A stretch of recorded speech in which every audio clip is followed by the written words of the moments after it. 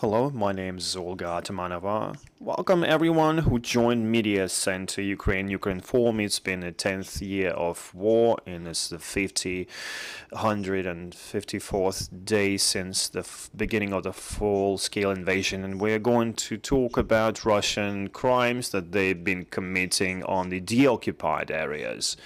We will be talking about the village of Yelyzaveta, Kherson region, where Russians illegally detained and tortured Ukrainians in a local school. They made a torture chamber where they held dozens of our citizens for 5 months, and Yelyzaveta Sokurenko will talk about that. The coordinator of the War Crimes Documentation Unit at ZMINA, Human Rights Center. Hello everyone.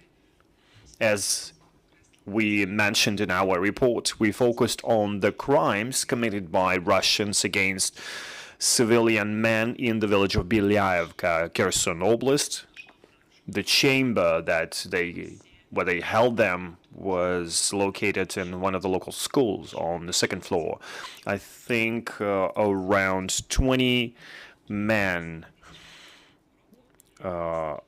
were held there from April to September 2022.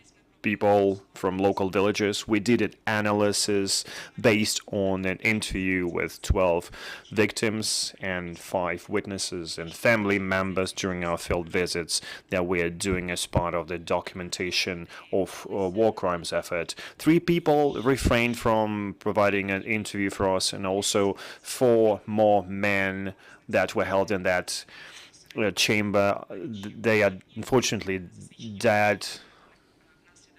2 of them died as a result of the torture. 2 of them died afterwards. 1 of them committed suicide, and the other man died from natural causes. In both cases, we can say it may be a result of the torture.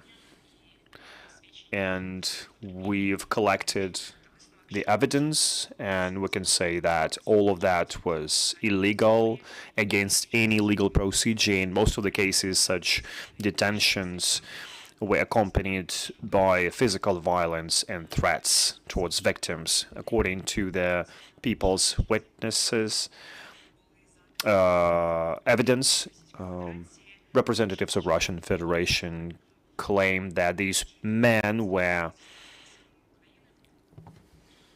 correcting fire, Ukrainian fire, but these allegations mostly were random. One of the victims was detained near his house. They found a message on his phone that sounded suspicious for the Russians. It was a message to his friend from the village of Vorontsovka, and the friend wrote that we are being shelled, and there's a Grad vehicle crossing our villages. And the other man didn't have any suspicious messages. Another person that was detained when he brought humanitarian goods when he was returning from the village of Vorontsovka. That's an administrative center of Vorontsovka community that was part of the grain zone. They said that, the Russians said that after he crosses the checkpoint, they are shelled every time. Speaking about the conditions in Yelyzaveta, well, they are related to cruel treatment, and considering psychological violence, it can be called torture. The room was a technical premises in school, and that was just a technical room, small chamber, 6 by 3 meters, with no windows, lights, no restroom. It was cold, and victims even tore off the wallpaper to fill in the gaps in the holes. and they didn't have any fresh air. Only when the door was opened for a short period of time by Russians. There were 3-level beds, and some of these people had to sleep on the floor on a cardboard. For the whole period of time, 8 to 13 people were held in the room at the same time, and the victims didn't know where they were, because when they were detained, they limited their eyesight. They put bags or hats on top of their heads, and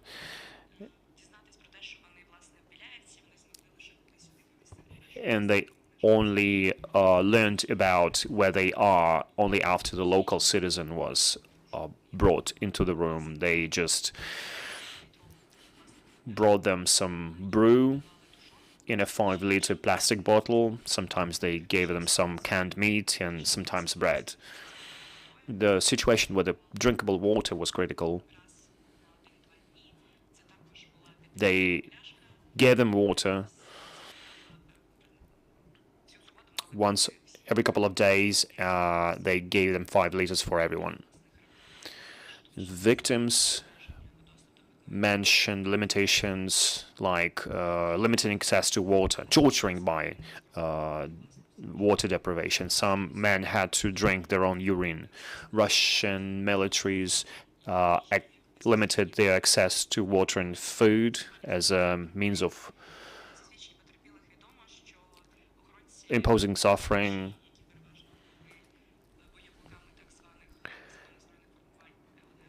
And the people who guarded them from so-called DNR and LNR Republic, they discussed urinating and defecating in their food. The room wasn't good to help people there. There was no water supply, and men had to urinate in the plastic bottles and then pour it out into the water drain. There was no privacy at all. People that were in the room didn't have any possibility to shower. They didn't brought them outside. Only before they were liberated,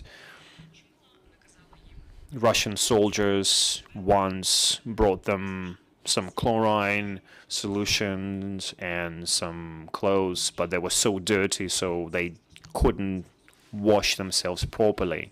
They used mental torture during interrogation. They wanted to get information about Ukrainian military, Ukrainian territorial defense, about people who help Ukrainian military, so they have family members as Ukrainian militaries. They wanted to find locations of Ukrainian checkpoints and Ukrainian weapons and vehicles. During the interrogation, Russian militaries used their personal ties with the victims in order to impose more suffering, because part of these men were neighbors or friends. Sometimes they had 2 brothers. Almost all of them are farmers, and their villages are located close together, and they knew each other. Once 2 friends were interrogated, and the Russian militaries suggested that they choose the knee that they were going to be shot at. During the interrogation, one of the brothers, they were ordered to undress themselves, and they were told that they will be, their muscles will be cut. Also, they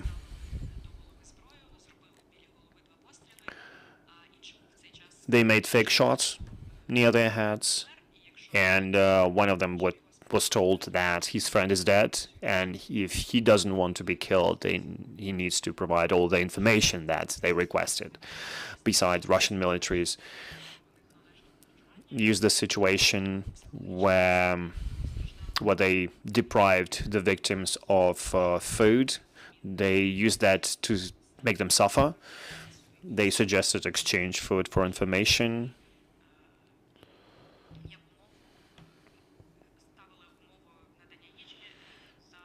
And they said that if they provide information, they will be provided food. And they said multiple times, if we get information, you will get food or water. Some of them were physically tortured. The most popular type of torture was so-called professional beating. In some of the instances, Russian militaries used people's health conditions to make them suffer. Some of the victims said that he has a kidney problem, and the Russian military started beating him, hitting his kidneys. Most of the people held there, they mentioned a Russian military codename Shaman, as he was responsible for the interrogations and torture. Another victim said that his back is broken, and the Russian military asked him where exactly. After that, he hit him with a knee into that specific place. Besides, they used electrical current to make victims suffer. Also, they used sexualized torture. They connected the wires to genitals. Sexualized torture is recorded in 2 instances. One of the victims, after he was brought to the school, in the hallway, his genitals and fingers were crushed with pliers. More victims said that they were threatened to be castrated. Also, they gave them couple of some shots of unknown medications. Victims also mentioned that they witnessed death of 2 men, from Oleg Kovalek from the village of Gorolubivka and Dmitro Zhuravlyov that lived in the village of Belyayevka. Oleg Kovalek was brought to Bilyatska torture chamber, and some of the witnesses mentioned that they've been hearing him scream for a few hours. Obviously, they used torture against him, and when as I said, he was thrown into the room, he was beaten, his hands were tied with scotch tape, hands behind his back. The man asked the Russians to untie him, but the Russians didn't do that. They prevented people from doing that, and they threatened him. One of the victims knew Oleg personally, and he could remove the hat from his head to make him see. And Oleg said that his nose is burning, which may be a result of torture. They used fire extinguisher. Also, his pants were cut in the genital area, so obviously he was tortured. His genitals were tortured.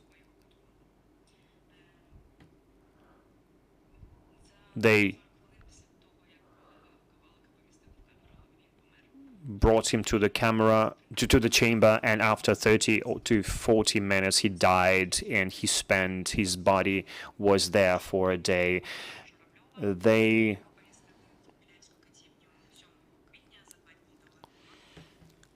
said that another victim, another person was responsible for his death. After Oleg Kovalik's death, Russian military came in and closed the door, and with a threatening voice, he said that they will be killed because they were witness to a murder.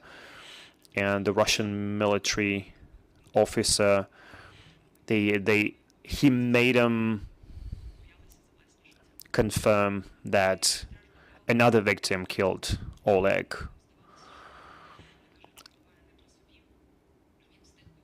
Other victims saw Oleg's condition. He claimed that he received different medication shots, and Russian officers said, if you don't want to receive a shot, behave properly. The victims described Dmitro Zhuravlyov's conditions as he had a sleep deprivation, he was moving all the time, his conscience was bedazzled, he urinated, randomly urinated, and they made him sit, helped him up, but he kept falling. And Dmitro Zhuravlyov kept asking for water, and they almost had none of it. The man knocked on the door, and once Russian officers opened the door, and they poured 1.5 liters of water onto his head. So they had a wooden hammer, and they hit him on the head. And one of the victims said that it felt like he had another had grown up. Another victim said that he was brought to a different room for 3 to 5 days, and he wasn't in Belaevka chamber. Then he was brought back, and then he repeatedly said that he received a medication shot, and his condition repeated. Dmitro Zhuravlyov died in May, and as other victims describe it, he was so skinny that you could see his spine through his belly. Russian military officers brought the bodies in unknown direction. Both are missing, and there is no information about their locations. And Russian officers must understand that tortures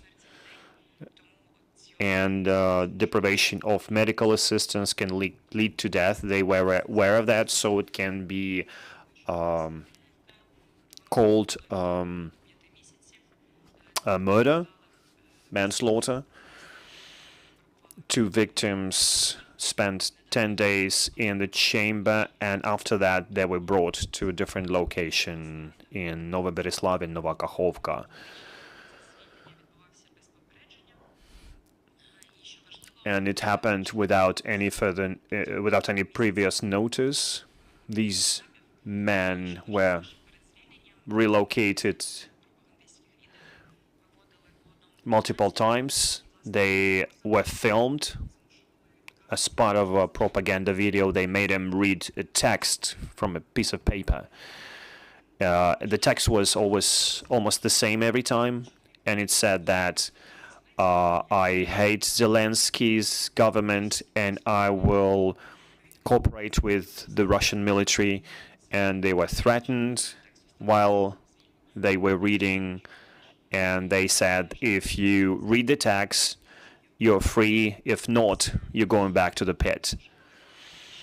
Also, they made them say that they were treated properly, they received enough food and medical care, and 2 victims said that they were forced to say that they corrected Ukrainian fire on camera. So, using that, Russian officers wanted to avoid responsibility for the death, for tortures, and it means that Russian officers committed these crimes being aware of their responsibility for them.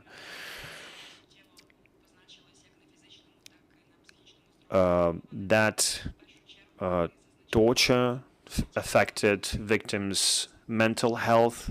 They lost weight, 13 to 36 kilograms. The victims claim that their eyesight decreased because of lack of daylight, and their conditions worsened.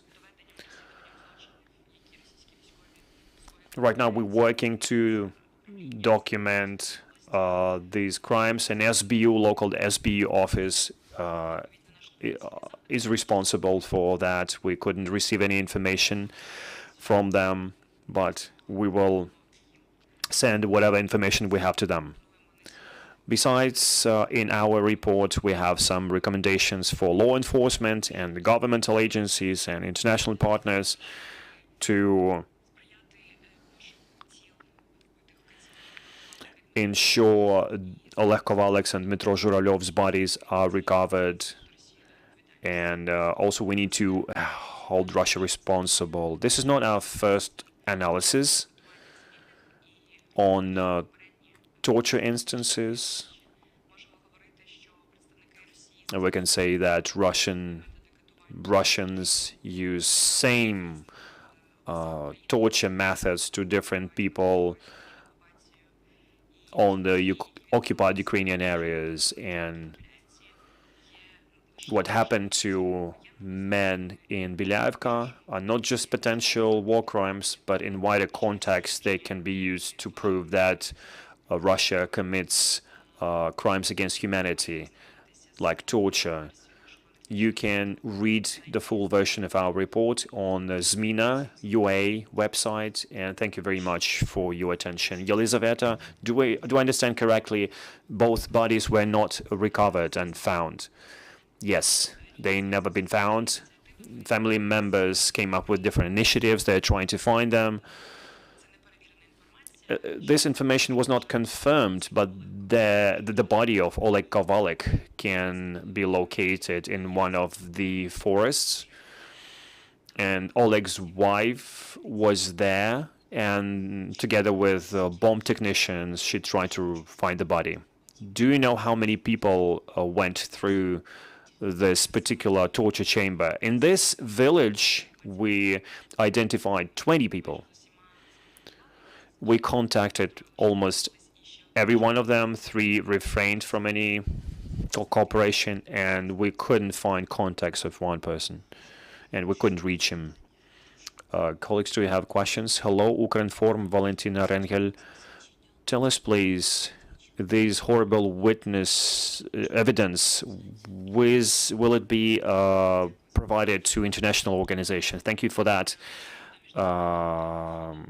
question. We will be sending a report to International Criminal Court. Also, we will be meeting UN representatives on torture, and we will share our reports, including this one. Thank you very much. Thank you for the presentation of such atrocities that are even hard to talk about. We had Yelyzaveta Sokurenko, coordinator of war crimes documentation within ZMINA initiative. We hope that all Russians that are responsible for that will be persecuted, and the next briefing will start at 2 p.m. Stay with us, working for our victory, and glory to Ukraine.